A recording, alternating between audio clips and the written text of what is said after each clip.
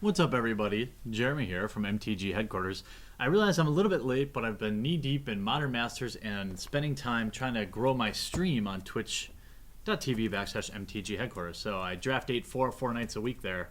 So if you're not already following me there, go over there and click the follow button, but not until you watch this video. So a lot of you like it when I do the event decks. I think, hands down, I am thinking about doing a new player vid, like to help advise you, but I'm telling you, for a new player who like has no cards, who wants to play semi-competitively or at least have fun, you know, do some upgrades, event decks are your best bet.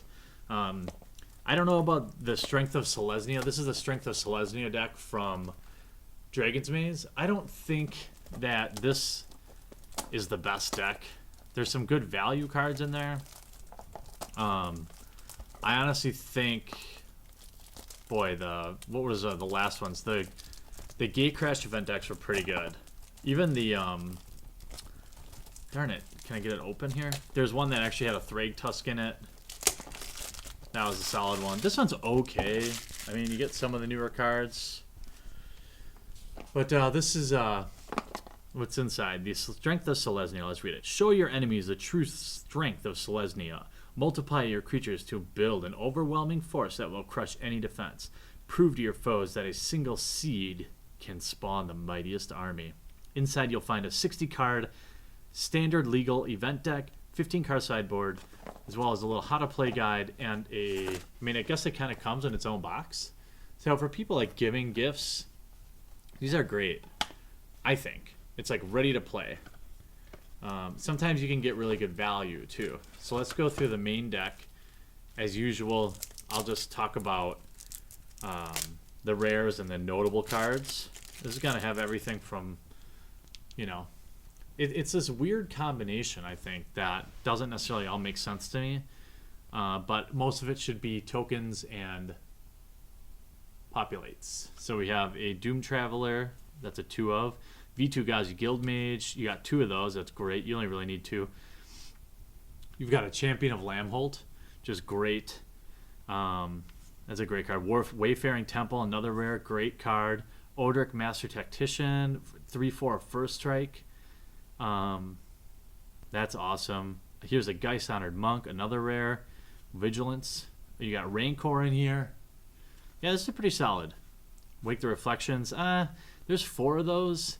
I feel like nobody drafts them.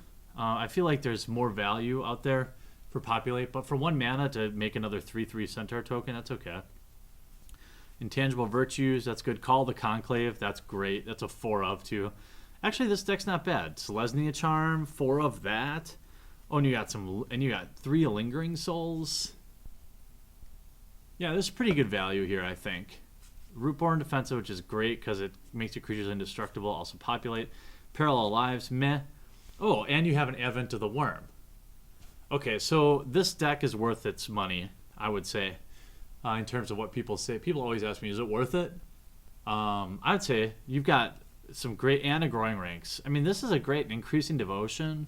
This is a very solid event deck.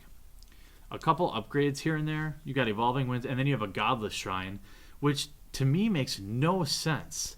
Why don't you have a freaking Temple Garden in here? You also have a Grove of the Guardian, which is a really good finisher, because you can turn it into an 8/8 token with Vigilance. You got some Selesnya Guild Gates. Why the hell is there a Godless Shrine even in here? This doesn't make any sense. Where's the black? Is it in the sideboard? What the hell? This is not a bad Selesnya deck. Lingering Souls are great. You know, Rootborn Defenses, meh. Advent of the Worm is just sick. I mean, if you can get... Advent of the Worm, to me, if it's a 4 of, that's good. Why the hell is there... Okay, let's check out the sideboard. So far, that card makes 0 sense to me. Druid's Deliverance in the sideboard is actually great. I actually use it in draft with Advent of the Worm all the time, because I'll use, like... I'll just use it not even to prevent damage, but to get another 5/5 Trampler for 2 mana. You got 3 of those. A Pacifism, which is solid. A Sundering Growth, which is great to take care of stuff. And then you got Centaur Healers, 4 of. And a Rogue's Passage. This is a really good event deck. I think this is probably one of the best I've seen. because I would actually take out, I would put the Centaur healers in there. I would board in the Centaur healer for sure, and probably take out, let's see, trying to see, maybe Wake the Reflections. I might take those out for the Centaur healers just because you want creatures. Or maybe I'd take out 2 of those and probably 2 Rootborn defenses.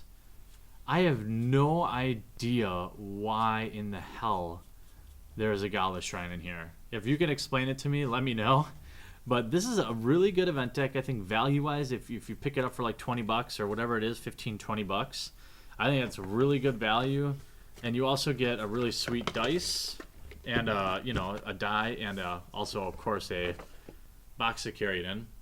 This is black and green. This is a really cool-looking die. This is more of Golgari, but it's a DGM die, though. That's cool. Yeah, this is a really solid event deck. Honestly, if you're short on cash and you just want to compete, this has a lot of stuff that, I mean, this looks like basically an almost perfect draft Selesnya deck. I don't know about the Doom Traveler. I don't know. Why were they thinking by putting the Godless Shrine in there? That makes no sense.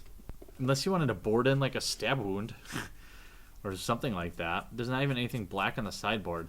Somebody at Wizards, please explain that to me. A Rogue's Passage isn't a bad card to sideboard in too, because, you know, late game, making something unblockable is really effective. So, I mean, this is actually a very good event deck. I will, of course, do what I always do with my event decks when I open them and roll it, move it right over to the giveaway table and give it away in a month or two. But this is the Strength of Selesnya event deck. I'd say board in some, I'd say drop the Doom Travelers and bring in some more Advent of the Worms. And then board in, you've actually got Centaur Healers, which are great, I think. So yeah, this is the Strength of Selesnya event deck. I think a great value. I don't know what the hell they were thinking with the Godless Shrine, but it's in there in case you need black mana. If you like this video, if you like the effort to go buy something I don't need, I would appreciate it if you just crush the like button. If you're new to the channel and you're just investigating this deck, make sure that you crush that subscribe button as well. Check out our other playlists and join one of the fastest growing Magic the Gathering YouTube channels out there, adding almost 100 new subscribers a day at this point. So I love all of my subscribers. I love talking with you in the comment section down below, and I hope this helped you in your buying decisions, and we'll talk to you again real soon. I really hope you enjoyed this video. Check out some of our most popular playlists, everything from MTG vlogs, gameplay video, new product breaks, and some insane vintage openings. And if you haven't yet, here's your opportunity to crush that subscribe button to join the fastest growing Magic the Gathering channel on YouTube. Thanks again, and we'll see you real soon.